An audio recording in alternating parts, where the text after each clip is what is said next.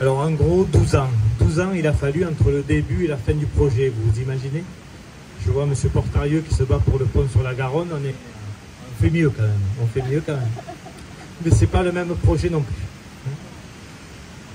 Donc c'est avec une grande joie que nous inaugurons aujourd'hui cette voie verte des Trois Ponts, que l'on pourrait aussi appeler chemin de croix, tant il a été difficile d'aboutir. Vous l'avez compris, c'est le début d'une longue histoire. Tout démarre dans les années 2010, avec Jacques Robert.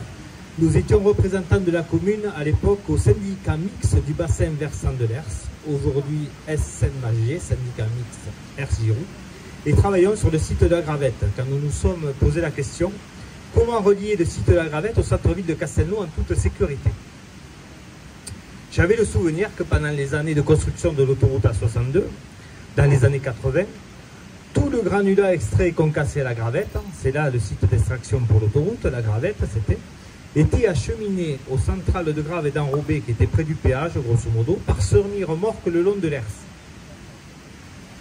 en passant donc tous les Trois Ponts. Voilà une idée. Si les camions passaient, on va bien arriver à faire passer des vélos et piétons facilement, me disais-je avec mon air candide. La suite me prouva que non. Nous y reviendrons un peu plus tard. En 2013, une première esquisse d'étude a été réalisée, justement avec l'aide du syndicat de l'Hers, qui confirmait la possibilité d'un passage sous les Trois Ponts. Les années 2010 sont aussi les années de lancement du projet LGV, avec le choix des tracés de passage. Alors je parle peut-être un peu trop fort, les choix des tracés de passage, et patatras, celui retenu passe du côté des Trois Ponts.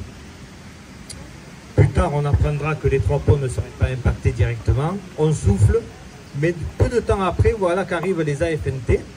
Il y a Tiffaine qui est parmi nous. Merci Tiffaine d'être là. Et dans la DUP initiale de 2016, vous voyez qu'on passe, le temps passe, le pont de la SNCF doit être refait afin de redresser la courbe. Donc là, c'est un nouveau coup d'arrêt du projet, qui pour le coup va durer plusieurs années. La DUP est attaquée. Elle tombe en 2018 et finalement elle est remise en appel en 2021 avec quelques modifications dans l'abandon de la démolition du pont SNCF. Donc notre projet peut être relancé. En parallèle, afin de conforter un tracé centre-ville-canal, nous demandons au BEITER de Grenade, spécialisé en mobilité, de nous aider à définir le tracé le plus sécurisé. Nous pouvons donc lancer officiellement les marchés de maîtrise d'œuvre, d'abord pour le passage sous les Trois Ponts en 2021, le plus compliqué techniquement, et c'est le bureau d'études SCE qui est retenu. Une autre étape démarre, 4 concessionnaires pour les ponts, Toulouse Métropole, le CD31 pour la 820, VNF pour le pont canal et la SNCF pour le pont SNCF bien sûr, avec leurs contraintes. Il ne faut pas toucher au pont, ça c'est le premier réflexe. Et si la majorité des concessionnaires ont été bienveillants, ça a été un peu plus compliqué avec la SNCF. Il a fallu un peu tout nous remettre en cause. Et aussi, comme nous touchons la rivière, les travaux nécessitent des autorisations préfectorales. Loi sur l'eau, par exemple, 1 an d'instruction et obligation de compensation de la berge, ainsi qu'un notice espèces protégées. On a de la chance d'avoir des espèces protégées près de nous.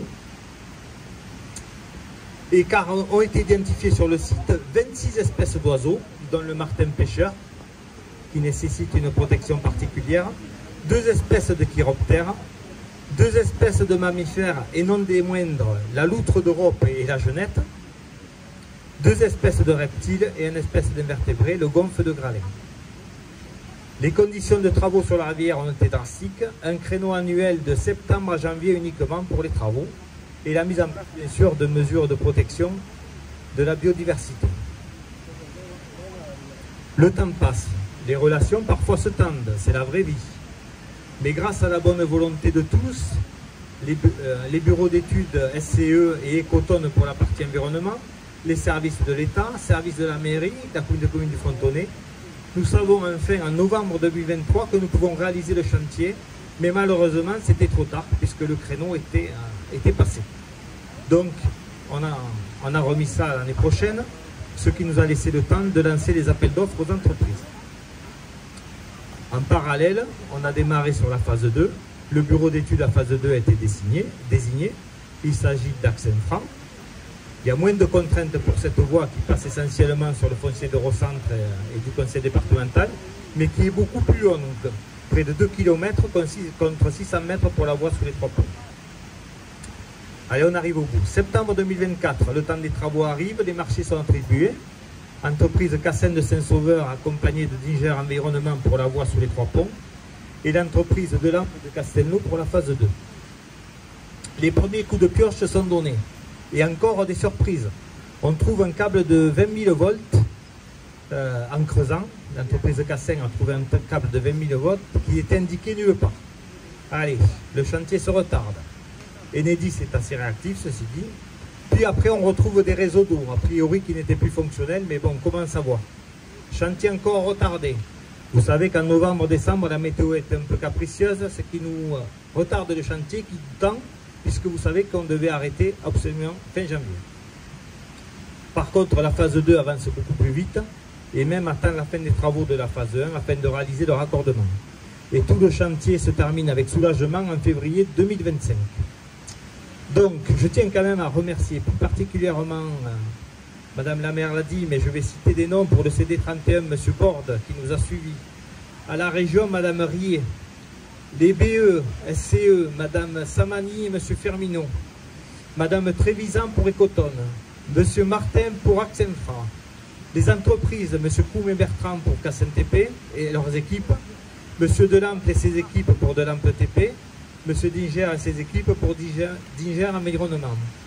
Pour la mairie, je citerai Mme Solomas, Louziès et Nicolas qui ont vécu des moments tendus. M. Lartigue pour la CCF qui était notre AMO. M. Maurice du SMHG, du syndicat mix Giroux, pour son aide technique. Réseau 31 aussi et Eurocentre ne sont pas aux oubliés. Pour cette inauguration, par contre aussi dans les merci, les services communication et les services techniques de la mairie ont fait un travail formidable à une période très tendue puisque c'est la fête locale en ce moment. Merci beaucoup à eux. Et pour terminer, avec cette voie verte, nous amenons le premier maillon de la connexion de tout un territoire. Ça, il ne faut pas l'oublier. Tout un territoire. Nous pouvons en être fiers. Merci beaucoup.